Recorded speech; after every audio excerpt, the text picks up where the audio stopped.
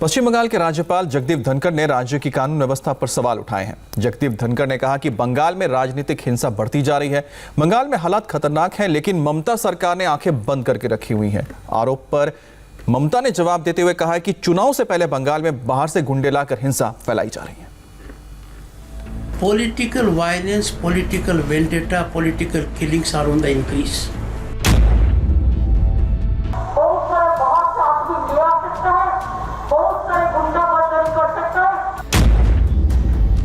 राज्य में हालात बहुत खराब है, तो उन्होंने 2 लाइन का जवाब दिया, अमन चैन है।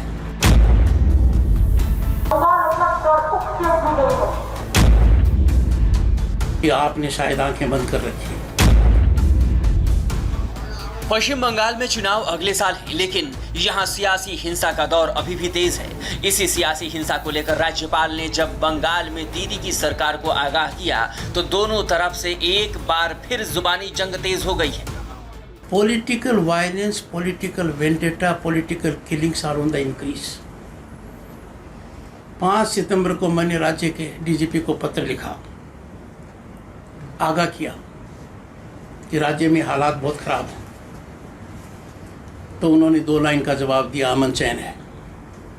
तो मैंने विस्तार से उनको भिजवाया कि आपने शायद आंखें बंद कर रखी। हालात इतने भयानक हैं कि आपका दिल पसीजना चाहिए। ममता सरकार पर हमला करने वाला राज्यपाल का ये बयान पश्चिम बंगाल के कूच बिहार में बीजेपी कार्यकर्ता की हत्या के बाद आया है।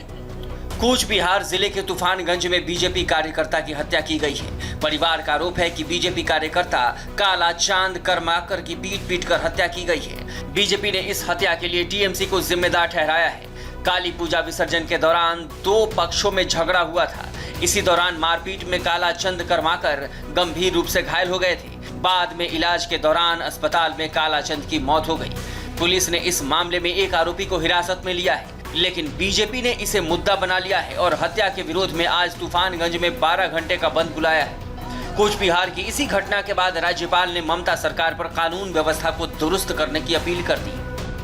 मैं लगातार सरकार से आगाह करता रहा हूं कि कानून व्यवस्था को राजनीति से अलग कीजिए।